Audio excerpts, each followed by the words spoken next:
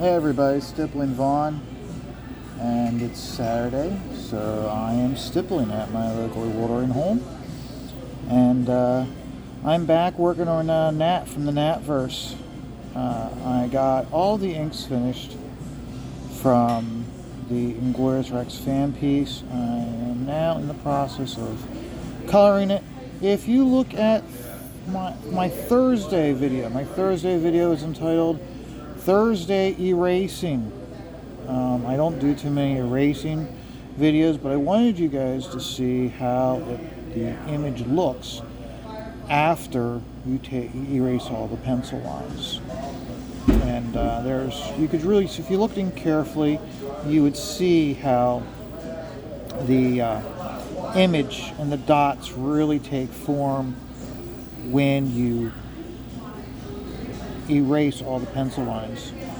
And you can really see how certain areas where the pencil line was forming a holding line, how it's no longer there. So, did it for you guys to see. I hope you enjoyed it. It's got quite a few views. Funny thing is, like literally, I think it was like the day before that I posted a video of we went out looking at Christmas lights. And we stopped at a house that was the in front lawn was completely covered with lawn ornaments. They had it where if you switch your radio to a certain station, you can listen to Christmas music, and then the lights went to the Christmas music. So I know we all have that person in the neighborhood that really goes all out for Christmas and does that. And the funny thing is that video only has about like 10 views, whereas my erasing video has over 50 views. That's really good for me. And so I appreciate everybody who checked it out. I hope you click that like button, and I hope you subscribe. I know I've went up in subscriptions this last week, so anybody who's checking me out after subscribing for the first time, thank you very much. It always helps. Today I want to talk about crowdfunding and superheroes. And what brings it up is not necessarily this drama going on between David Williams leaving Truth, Justice, and the American Way, and the scuttlebutt surrounding it. Bottom line is, I did not back it, and it had nothing to do with David Williams' artwork. I like David Williams' artwork. I did back Bass Reeves because of David Williams' artwork. And I did not back Truth, Justice, American Way, not because of David's artwork, not because of Gabe El-Taib. I didn't back it because it just, the whole concept behind it was kind of like, it's a superhero book. I'm noticing that in crowdfunding, to have a successful book, you stay away from superheroes. It's kind of like how Marvel and DC really have the foothold and the market share when it comes to superhero books. It can be argued that for a very long time, back in the heyday of Image was really knocking in on the market share of superhero books. Like Jim Lee had his Wildstorm universe. Liefeld had his Extreme universe, and with multiple books to support that universe, and they are employing artists and creators to create content. And since they've gone away, we really only have Marvel and DC, and they've really locked in. The only thing that Marvel and DC does now is superhero books. They don't do westerns, they don't do horror, they don't do war comics anymore. As it was explained from both Graham and Shane, the reason why is because as editors were coming in the 80s, they didn't care for them, so they didn't really put any effort, and they slowly faded away. Every once in a while you'd get a good Sergeant Rock story from Joe Kubert or Billy Tucci, or for a while they tried to reintroduce Weird War Tales under the Vertigo header, but nothing really stuck. People just weren't into it because the editors hadn't put any effort into it and they lost that market. And so that's where we are today. And I think that's one of the reasons, because you take a look at Andy Smith. When I first got into CG, before I even knew what CG was, I saw that Andy Smith was doing his First Man book. I backed his First Man book along with his adult-oriented flip book with Jungle Lores and Ultra. And for me, it's one of those was like, it was okay. And when Andy said he was going to set aside and not do First Man for a while, I understood the interest really wasn't there. And Chuck Dixon, even when he was interviewed by Graham Nolan, I think it was, somebody had asked about when he was going to be going back to his Frozen World story, and Chuck Dixon flat out said, because I like that world that I created, but there wasn't a lot of interest and the sales weren't there. It's hard to maintain an IP or a story if the sales and the interest isn't there. And I think that's where we are with CG, and is that there is not a whole lot of interest in group books. Perfect example isn't just Andy Smith. I'd even go as far as you take a look at John Malin with his Graveyard Shift. When it first started, it was the pitch was, what if the X-Men were the Universal monsters? But the thing is, by the time they were getting into like the third book and moving forward, they were getting to it being more of a superhero genre book as opposed to a monster book. And I think that's where the interest in the fans has dropped off from Graveyard Shift, is because we don't care as much in CG about superhero books. This is the most recent campaign, which was supposed to be just a supplemental book called Omega Storm. You could tell that was basically, like, okay, it's a bunch of look like superheroes. Again, there just really isn't interest, and Andy Smith's the perfect example. And that's the reason why I didn't back Truth, Justice, American Way. It had nothing to do with the creative team. It's one of those where it's like, it looks like it's a knockoff story of Batman, Superman, and Wonder Woman. And it looks like one of those types of stories. Which, again, sad truth is, I'm just not into that when it comes to those titles. You take a look at what Andy Smith's right now doing. And Andy Smith with his Cordrath book, he is killing it. He's really pushing himself, not just in doing a rougher style. When he shows those pages of a battle going on, it looks like a George Perez page with so much depth, with like characters fighting in the foreground, characters fighting in the midground, characters fighting in the background, and all overlapping. It just reminds me of a George Perez page. And there I'm like, oh wow, this is cool. And the fact that he's doing it intentionally, all in brush and not dip pen, and he's pushing himself outside of his comfort zone. That book is doing much better. In fact, I think I haven't taken a look at it in a while. I would say I think Cordrath right now has done more than First Man 1 and 2 combined. And I think Andy has really found his IP to grow within CG. And so I think of other, I can't think of too many other books in CG that are superhero oriented. The only other one I can think of is Shadow Sentry I'm Waiting on Shadow Century. I'm curious as to how that book is. Where I'm really going into and where I backed at is because it has such a Wildstorm Jim Lee feel to it. And that's where I'm looking at it. And so, again, I'm curious as to how it is. I might get it. When I get it, I might be like, oh, okay. Oh, boy. You take a look at even Terror in the Trenches with Von Klaus.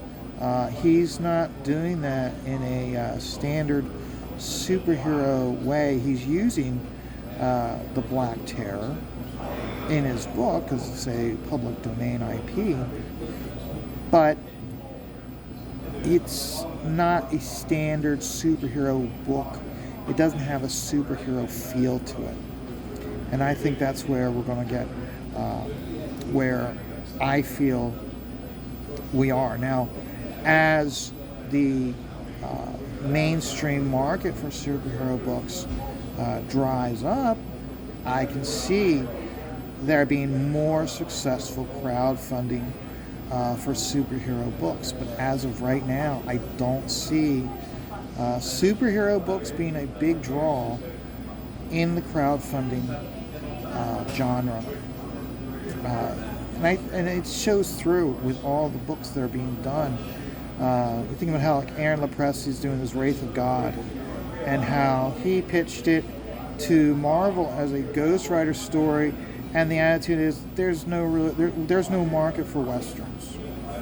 And at first he wasn't going to do Wraith of God because everybody was telling him that westerns don't sell anymore. He stuck to his guns. He had Wraith of God and like 2 other IPs he's going to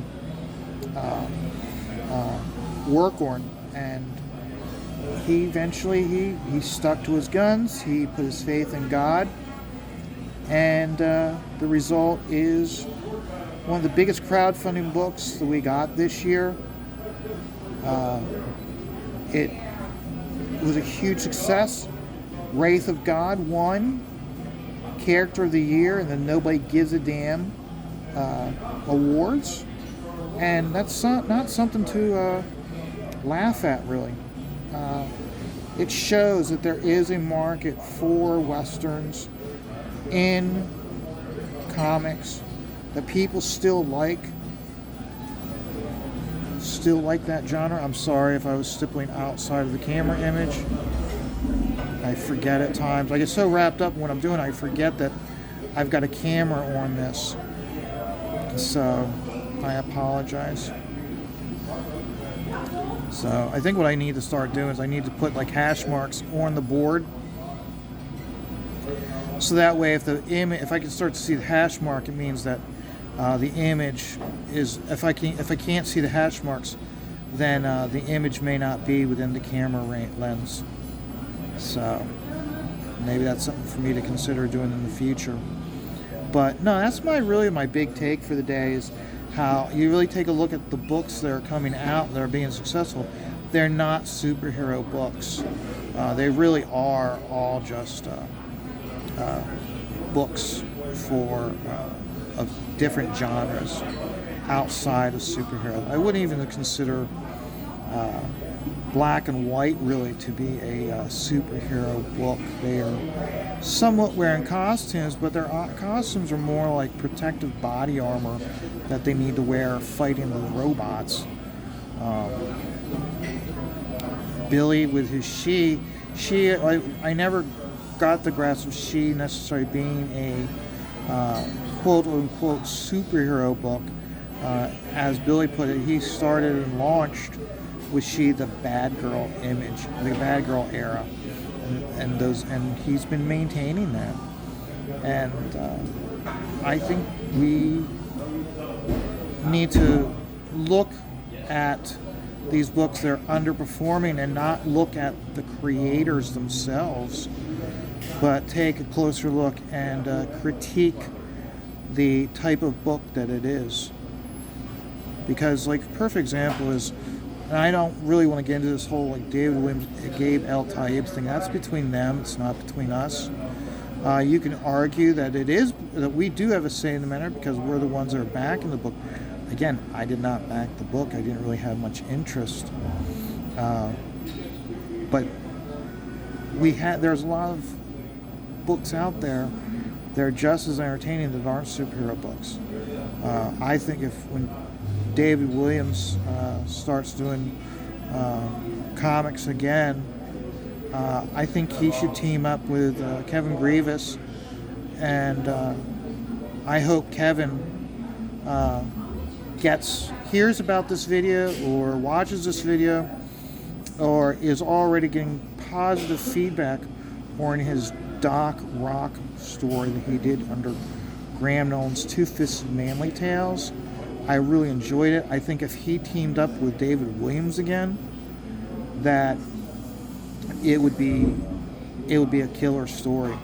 If David Williams isn't able to do the whole book, I would still advise Kevin Grievous to find out some way to get him in, whether he does like a 48-page book with one of those, like maybe a 38-page book, and a 10-page bonus story is David Williams doing it just a 10-page story or a 12-page story. Or maybe he's in doing Doc Rock, he does it in a way so you have two stories going on at once. One is the back story and one is the main story, and have David Williams do those 10 to 12 pages of backstory so that way it's incorporated into the main book.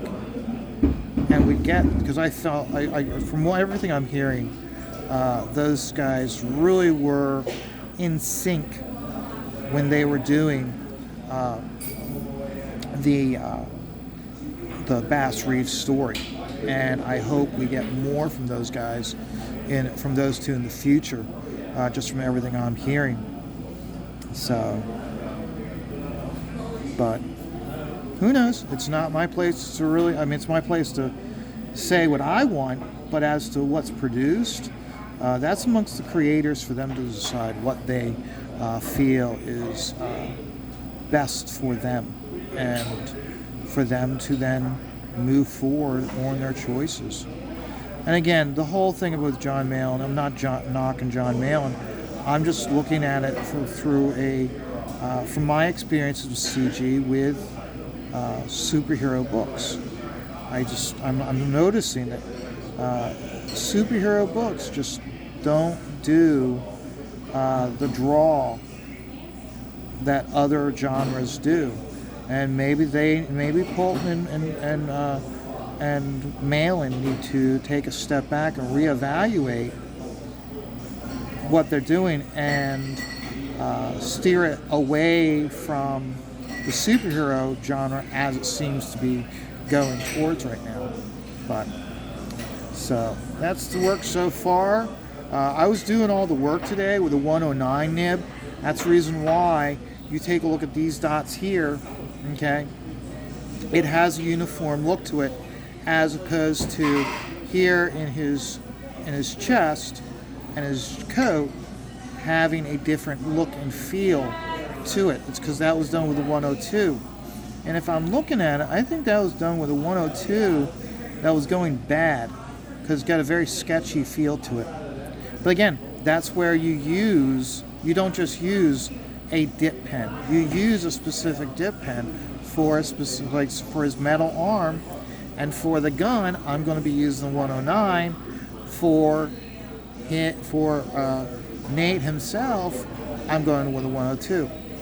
So, just some how I go about doing this. So, hope you enjoyed today's video. Don't forget to like, subscribe, and share. It helps out so much. Until then, guys, remember, life is stressful. That's why you take it all one dot at a time.